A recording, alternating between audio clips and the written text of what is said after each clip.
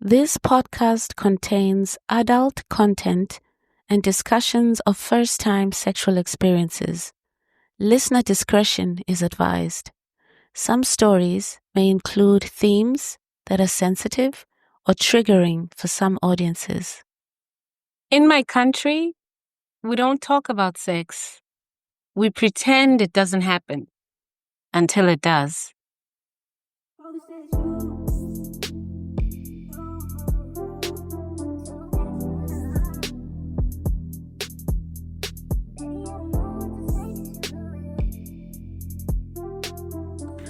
Welcome to Sexual Encounters, the very first time. The podcast where we talk about first times for better, worse, and everything in between. I'm Mary Jane, and today we're going global. This episode is about how culture, where we grow up, what our family teaches us, what our society expects, shapes the way we experience sex for the first time. Some people grow up with open conversations around intimacy. Others grow up in silence, shame, or fear. Some are told to wait until marriage. Some are told nothing at all. So today we're talking first times around the world. First times shaped by cultural codes, religious rules, and personal rebellion. What does it mean to lose your virginity in a place where sex is sacred or sinful or just not discussed? There is so much that gets wrapped into a first time, and often it's even our own expectations. It's what we were taught by culture, religion, media, and family. In many places, virginity is tied to morality. In others, it's barely acknowledged. And in some, it's something to be gotten over with. So how does where you come from shape how you approach the first sexual encounter?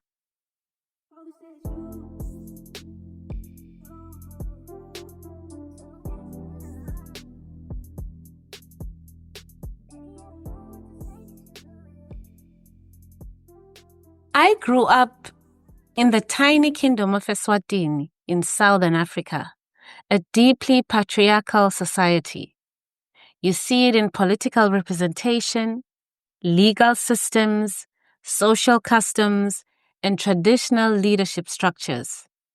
And Christianity is the dominant religion, which reinforces a lot of traditional gender roles.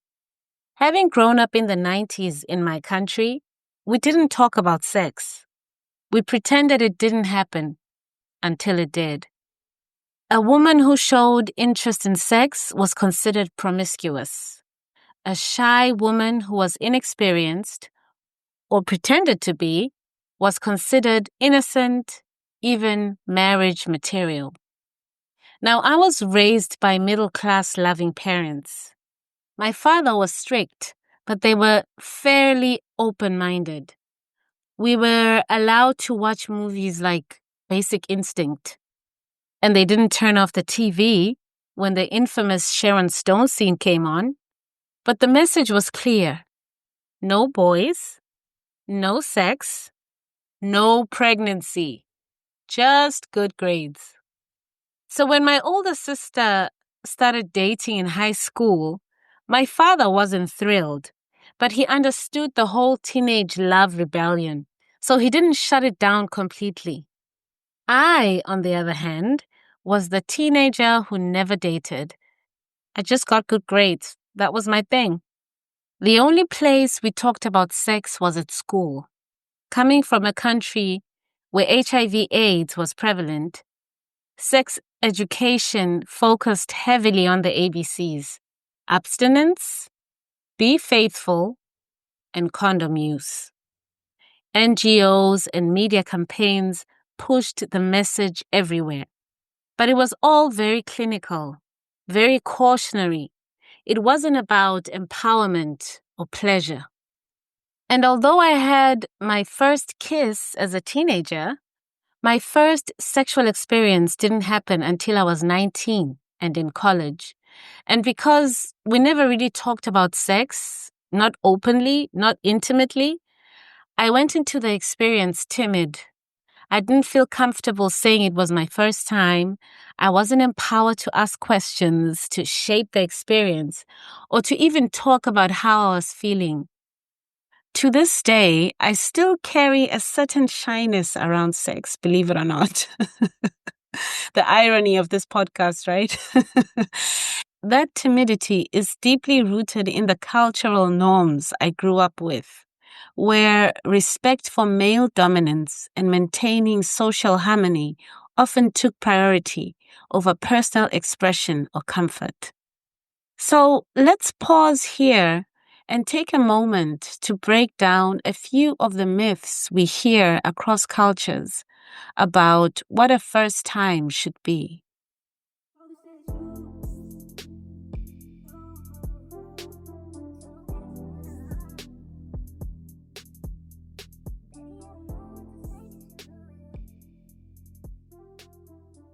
Joining us in this episode to help unpack these myths is Silva Neves, an award-winning UK-based psychotherapist, clinical sexologist, and author who specializes in helping people navigate sexuality, relationships, and the complex cultural narratives that shape them. His work focuses on sexual trauma, infidelity, and compulsive sexual behaviors, and he works extensively with both the LGBTQ plus community and heterosexual individuals. Welcome, Silva Neves. It's such an honor to have you on the show. Thank you so much for inviting me. It's so nice to be here. So let's talk about this big myth that virginity is sacred and must be preserved at all costs. Now, depending on where you grew up, this idea might have been everywhere in family conversations, religious teachings, and school policies, even in the media that we consumed. For many, virginity is tied to morality, honor, or purity, especially when it comes to women. But here's the thing. Virginity isn't a medical term, it's a cultural concept. And that concept shifts dramatically depending on the context. In some places, it's sacred. In others, it's barely acknowledged. And for some people, it's just not relevant at all. Silva, can you help us break down this idea of virginity and where it comes from, how it has evolved, and why it's important to reframe it around choice and consent rather than shame and obligation? Yes, sure. I think, as you say, it's everywhere in the Western world. We have so many different cultures and communities that exist in the Western world. But as part of the Western world, is very, very still very much that language of virginity that's attached to a purity culture. And there are some communities where it's irrelevant, as you say, but for a lot of societies in the Western world is still very, very strong. And even for people that don't subscribe to religious ideas, it's still something that people consumed from the media, as you say, in the media and headlines, and of course, very poor sex education. I think virginity first, I think it's important to know what it actually means in terms of that sacred thing. And what really it means is penetration. The moment of penetration is when suddenly something changes and people move in that moment from the pure, innocent person to then something that is adult and kind of lost something sacred. And even in the language, we say lose virginity, that moment when you lose the virginity. And it's not helpful because, first of all, it's not accurate at all. It's not like when the moment of penetration happens, you're losing something important. It's more about sexual development. So if we look at it from a less shaming point of view and a more sex positive one, it's about a new development in the sexual exploration and the sexual development, a new step in the sexual development. And we think about it even before penetration. A lot of the times we start to get to know our sexual self and our erotic selves through some movies, sometimes through fairy tales even, and we are curious about our bodies and about the bodies of our peers from a young age. And that is also part of sexual development. And that is part of, figuring out, who we are in the world and how we interact with other people. And there are so many messages, even in cartoons, that is very much about sending in the message of what is okay, what is not okay in terms of who dates who kisses who, and what must happen. And those are also messages that are not helpful. But even that is part of the sexual development and part of the erotic development of people. And we tend to not talk about this, but it's actually really part of it. And then people start to date, in adolescence, people date, people start to touch each other's bodies just for curiosity. Even without penetration, it's still part of sexual development. And then at some point, some people do decide to have sex and to have intercourse. And the moment of penetration should be considered an extra step, a new step into sexual development and learning more about what's going on with our bodies and what other people's bodies, what we enjoy, what we don't enjoy. And in fact, the sexual development never stops. It continues with every single sexual experience that we have. It's an opportunity to get to know ourselves more, to learn. And our sexual self do change over time anyway. When we are in our 40s, 50s, 60s, we're going to have different needs and desires, and our bodies are going to have different needs and desire. So it's a lot more accurate and it's a lot less shaming to actually move away from this idea of virginity, which is completely constructed, and think that the whole thing, from the moment that we are in adolescence, even sometimes earlier, all the way to when we die, we are in sexual development. So it's more like continuous learning, right? That's right. Yeah. Yes, that's right. We'll continue to learn and grow throughout the sexual development process. Mm-hmm. All right, here's another big one. Sex is only after marriage. This message this message is widespread, especially in many religious and conservative households. Now, I grew up in a home where my parents were raising 4 girls. So while they didn't strictly conform to this belief, they still framed sex after marriage as the right moral path, particularly for the young women. It was tied to this idea, as we said earlier, of purity, discipline, and sexual readiness. So, Silva, I'd love to bring in your perspective here. Where does this belief come from? And how can we have conversations about sexuality that respect different values, but also acknowledge the real experiences of young people navigating desire, identity, and cultural expectations? Yes, well, as you say, it's really coming from religious thinking. And the religious thinking tends to be, of course, it changes depending on the religion, but broadly, the religious thinking is that being abstinent from sex is a really high moral value that people have. And then when people want to be sexual, it has to be with just the one that you choose and that you marry and you stick to for life. So it's a very kind of monogamous idea, and we're not supposed to experience with different people or be promiscuous. That is not at all part of the religious values. And so, and and that creates a lot of pressure, of course, because a lot of clients that come from those religious backgrounds and do actually follow the religious script of, marrying as soon as they are expected to marry. And in some religions, it varies from other religions. Sometimes people, it's in the early 20s, they're expected to marry. Other religions, it can be a bit later on in life.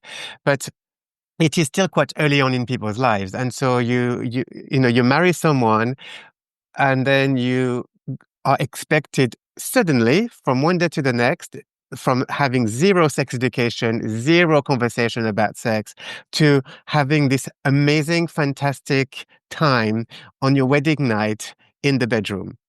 And the clients that I see often really feel disappointed because they have obviously a terrible time on the wedding night. And that's because of so much pressure. But also with zero sex education, people just don't know what they're doing.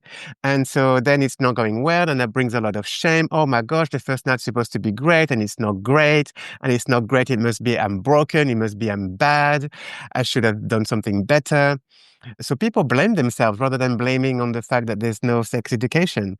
And then this bruise of the first night's disappointment tends to carry on and on. And then, years later, some of them go and see someone like me for sex therapy and think, look, we need to sort out our sex life because it's just been terrible all this time. And sometimes some of the first things I say, like basic things, for example, things like, sex does not have to be penetration. That is a, a knowledge that commonly people look at me and think, oh my gosh, really? Like, people just don't know this stuff. And so then when we start to take the pressure of penetration of the table and start to say, let's start with getting to know each other, getting to know each other's bodies, getting to know the things that turn you on, the things that don't, what you want, what you don't want, the consent conversations.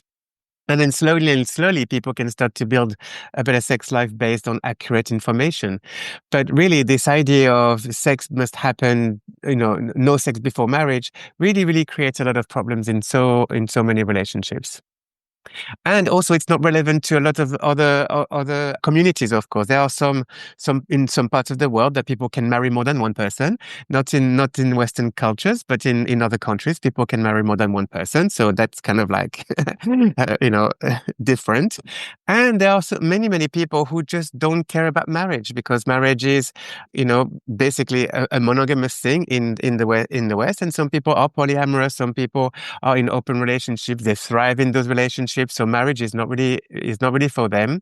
And there are so many people who just love just being their own agent and to navigate relationship after relationships. And that is just as awesome as marrying someone. Indeed, I know. I mean, I come from a country where polygamy is legal, Right. so I can so I can imagine, yeah, what kind of a conversation would what's the conversation with the family dynamics where it's more than one wife? Very Right. interesting, yeah. Yes, exactly. And usually in the countries when it's polygamy, it's one man marrying several wives, but very hardly the opposite, right? You don't have one wife marrying several husbands. And so Yes, there's as well in that, there's a lot of patriarchy, mixed in and all those messages about who gets to choose. yes, indeed. So let's move on to this myth that if you are raised in a liberal culture, your first time will be easier. It's easy to assume that growing up in a more open and progressive environment where sex isn't taboo and information is readily available automatically leads to a smooth and empowering first experience. But that's not always the case. Even in liberal cultures, first times can still be awkward, emotional, or filled with uncertainty because sex isn't just shaped by our culture, but also by personal expectations, as you mentioned, emotional readiness, relationships, and beliefs. How do you respond to this idea that sex positive or liberal environments guarantee an easier first time? And what should we keep in mind about the emotional layers that can surface even when the freedom and information is there? Yeah, I love this question because we don't often talk about this one actually, but it's a really important one to discuss because the sex positivity and the liberation of sex life and the sexual freedom does carry this message and again this pressure, the very different pressure from the religious pressure, but the pressure that then if we have all this information, sex has got to be fantastic and amazing, and we should know what we do. But even with all of the knowledge, you're still going to be meeting someone that you don't know, for your first experience. So you still have to get to know them because if you're going to have sex with one person, it's going to be so different from another person and another person because people have different turn-ons, people have different bodies, and people have different ways of enjoying the sex life. And so you're still going to need conversations about it and exploration. You're not going to know everything straight away. And so it's really important, as you say, to look at the emotional readiness, how our body responds, and on and on.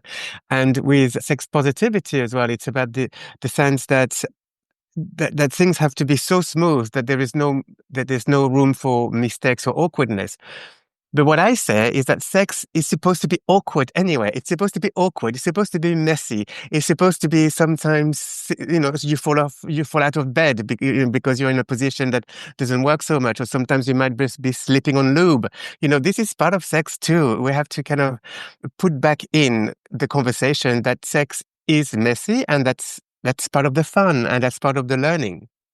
So, Silva, in your work, you've seen how deeply culture, faith, and tradition can shape people's experiences of their first time. Can you speak to how these cultural messages around virginity show up, how they vary across communities, and how they affect people emotionally before, during, and after their first sexual experiences, and how someone can begin to unlearn beliefs that no longer serve them so that they can have a positive journey in their sexuality? And unfortunately, some people's first sexual experience will be non-consensual. And so there are so many people, especially women, but men too, who experience sexual abuse, and that is their first sexual experience.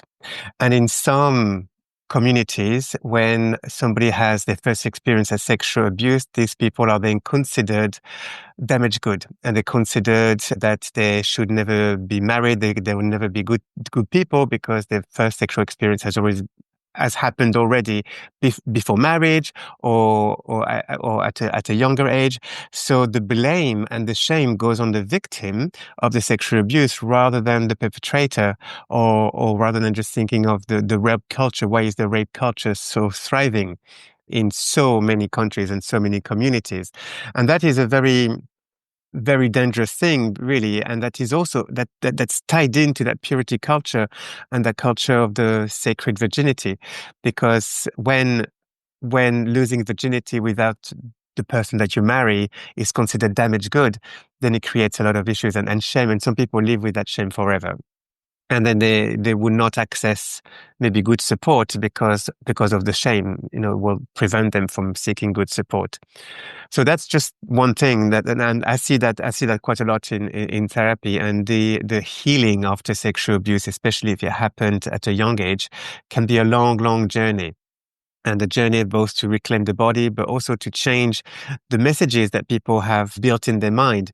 Messages like, it was my fault, I'm the one who seduced, my body is no good, I'm a bad person, and all of that stuff, which really comes with the process of grooming as well in the context of sexual abuse. So again, we don't talk about that enough, and I think it's really important that we talk about that. That if even if the first sexual experience is a non-consensual one, or an unpleasant one, that there is possibility for very good sex later, and to reclaim the body and to reclaim the sense of sexual pleasure and sexual autonomy. And then you have another group of population that have had their first experience might have been consensual experience, but something went wrong. And again, because sex education is very poor in most countries. For example, a very classic story would be that people have sex for the first time with each other, and there is a lack of erection. And so the lack of erection, rather than thinking, oh, well, it happens and it's likely to happen the first time, because the first time there's lots of anxiety. And so, okay, that's part of the thing. No, people don't tend to think that way. People tend to think, I don't have an erection. It must be something very wrong with me. I'm broken. Why can't I have an erection? Everyone else has an erection and I don't. And that's those thoughts can stay on and on and on. And then for the next time they have sex, they will have an expectation of failure, or they will have an expectation of, or a shame about the last erection failure, and that perpetuates the erection difficulties. And some people live with that for many years before they can get the courage to see a therapist, or a sex therapist.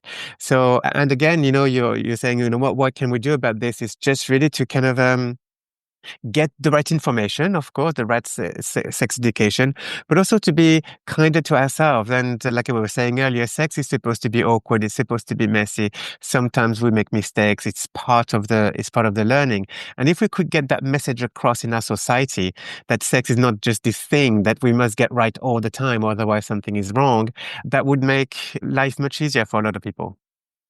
Thank you. Yeah, that's very insightful. And I hope that with the conversation we had today, that maybe, it could help in the process of getting people to be kinder to themselves when it comes to the conversation around sexual encounters. And yeah, to like you say, get the right information and be gentle, be kind to yourself. Yes. Yes. So thank you very much, Silva. It was incredible having you on the show, and we appreciate the conversation today. Thank you so much.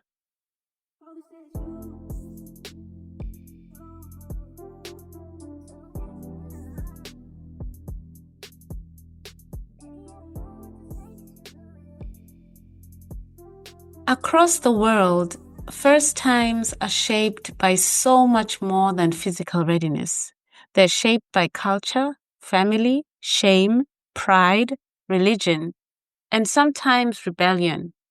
What today's conversation reminds us is that sexuality is never one size fits all. And your first time doesn't have to look or feel like everyone else's. And it doesn't have to define your future experiences. As Silva pointed out, it's a journey. Sexual development is a journey throughout our lifetime.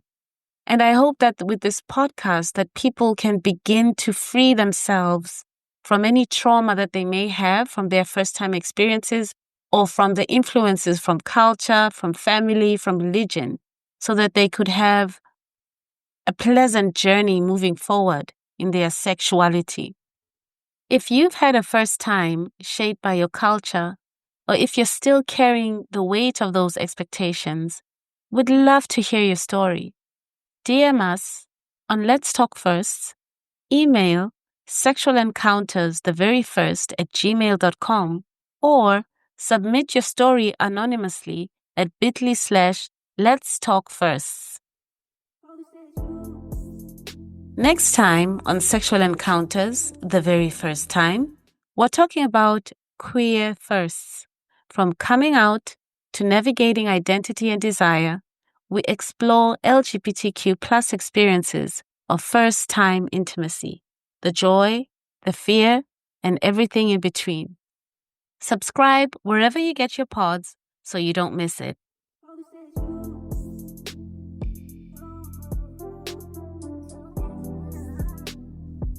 You're listening to Sexual Encounters, the very first time.